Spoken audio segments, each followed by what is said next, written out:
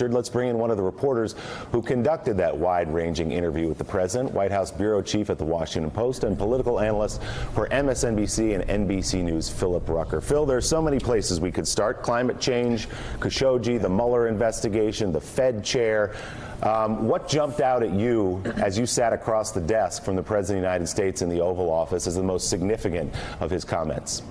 Well, I'll mention two things, Willie. The first is we asked him about the economic news of late, the declines in the stock market, the closure of GM plants, the laying off of thousands of workers at General Motors.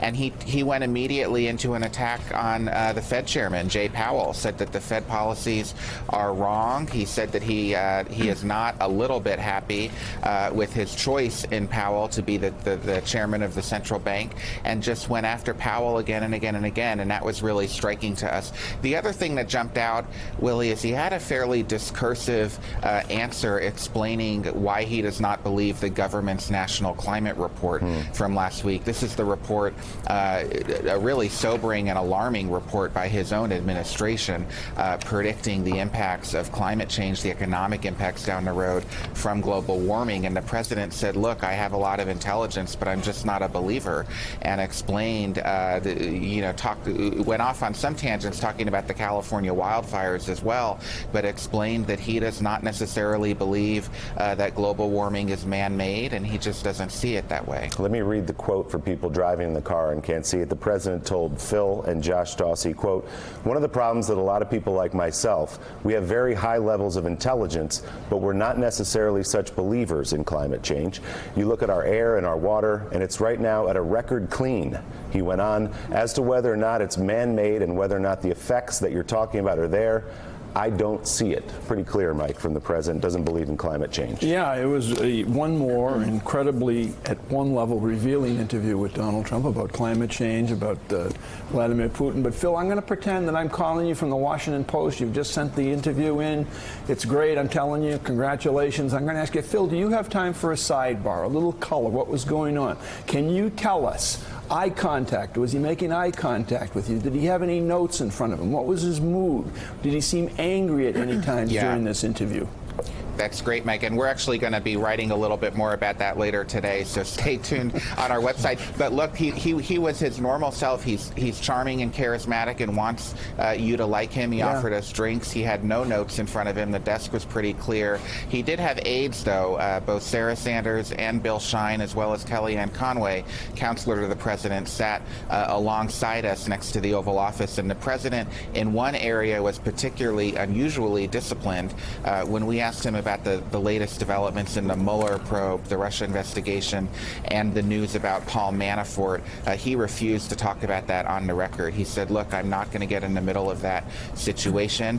He talked to us at length about it off the record and shared his views, but when we pressed him if we could share any of those comments with the public on the record, he said no, and that seemed to be him following direction from his staff. Phil, he seems to say here that the CIA did not affirmatively say that the Crown Prince of Saudi Arabia was involved in the killing of Khashoggi, but we've all read the reporting that says that the CIA actually did conclude that MBS was at least aware of it. I'm just curious, did you push back on him at all, and how does he respond when you push back to him on things like this that are actually demonstrably false?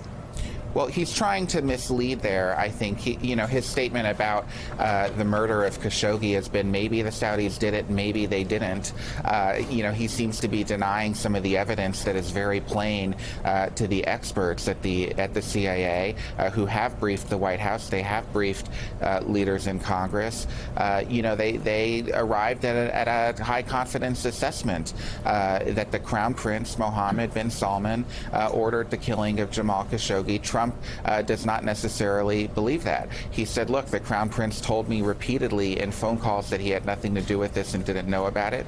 He told us that people around the Crown Prince deny that it happened, and maybe he did it, maybe he didn't. And the Trump went on to say that potentially he could visit with the Crown Prince at the G20 summit in Argentina later this week. He's going to be getting down there on Thursday. He said there's no scheduled meeting with MBS, but that he would certainly talk to him if he sees him. Yeah, in this interview, the president takes the same approach with MBS as he's taken with Vladimir Putin and interference. That's he says maybe he did, maybe he didn't, but he denies it, and people around him deny it, taking the Crown Prince at his word. Phil Rucker, just an incredible interview. Also notable, when you asked about the Mueller probe, he said he has no intention of shutting it down. No intention was his term, but he did express his frustration with the length of that investigation. Phil, thanks so much. People can read the entire interview at WashingtonPost.com. Still ahead this morning, the Oval Office was a crowded place yesterday. The authors of the Political Playbook also spoke with President Trump, and Jake Sherman joins us with those details next on Morning Joe.